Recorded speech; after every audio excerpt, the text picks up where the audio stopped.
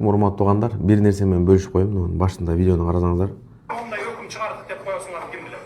Мына генералдык прокурор Аида Салянова бет жоктук кылып туруп өзү алмаштырып атат. Ошол бүт мыйзамдарды контролдоп отурчу аял ошолчу. Кеп Садыр Жапаровду соттогон Аида Салянова жөнүндө болмокчу. Өз пикиримди айтып коеюн деп атам. Президент айкөлдүк кылыптыр. Негизи сени бирөө урза, сен аны бир жолу урсаң, бул адилеттүүлүк да. Бирок сени бирөө урду, сен аны урбай кечирип койдуң, бул айкөлдүүлүк.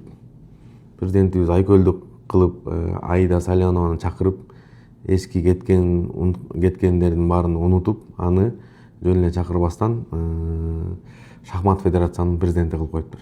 Эми бул жакшы нерсе.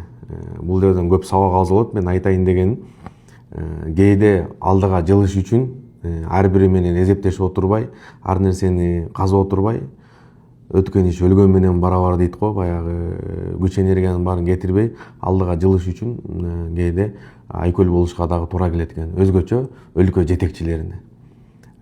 Аскар Акаевдин кезинде убагында, Аскар Акаев кеткенден кийин Бакиев келди. Бакиев келип, ушу күч энергиясынын баарын ушу Текебаев менен согушуп жүрүп, ушу эзимде бир видеода аэропорттон ошо наркотик салып сумкасын алып, Польшага, Венгрияга учуп барып, кыскасы ал менен ызычы болуп, бунун күч энергиясы деле ошо менен кетип калды. Ал кеткенден кийин, анан кийин Атамбаев келди. Атамбаев келди дагы парламентский управление ушулар менен такташып отурам деп сурогу 5 эле жыл көз ачып жумганча өтүп кетет өзүчү.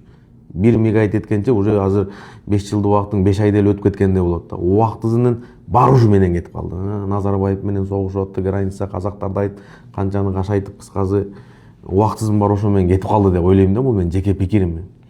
Андан кийин эми Сооронбай Шарипович келди. Баш картайып калганда ал деле кашайтып тиги эмеде кой ташта жата болуп, согушуп атып, буну ызычы кылып, күч энергиясынын баарын алып койду, иштетпеди байкуштучу.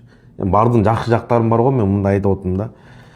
Негизи айтыш керек эле, давай бүгүнгө чейин мен ишти келдим, бияктан башкасынын баардыгы кечирилет, мындан кийинкиси ким кутура турган болсо наказание алат.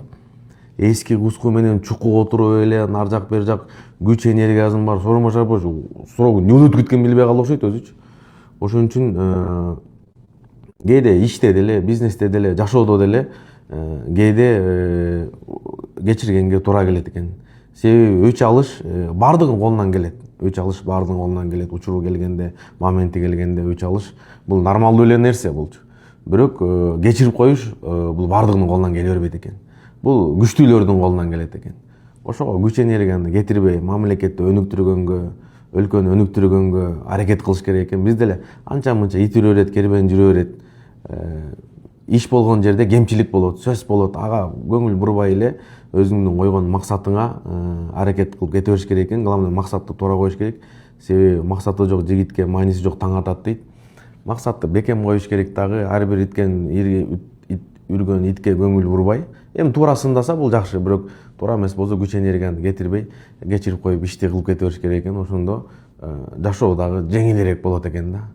Болбосо срок аз, өмүр деле аз, көз ачып жумганча өтүп кете беребиз да. Ошого берилген убакытты, берилген мөөнөттү, берилген мүмкүнчүлүктү туура жака иштетишкенге дагы туура келет экен да кээде. Ал үчүн кечиришке туура келет экен. Кээде инсандар бар, кечирейин десең дагы эми адам эмес, эми адамдык касиеттен кетип калганда айбанчылык кылат да. Канчалык кечирген сайын доброту за слабость принимает. Эми буларга кандай иш колдонуш керек? Эми эмне кыласың? Дуа кыласың, эми Кудай хидаят берсин дейсиң, Алла хидаят берсин дейсиң. Башка эми эмне кыласың? Эми ушундай жашоо. Ошого баардыгыбыз кечиримдүү болоюк, баардыгыбыз айкөлдүү болоюк. Өнүгүүбүзгө берейик. Кечирген бул эң күчтүүлөрдүн колунан келе турган сыпат. Дагы бир жолу кайталап айтайын.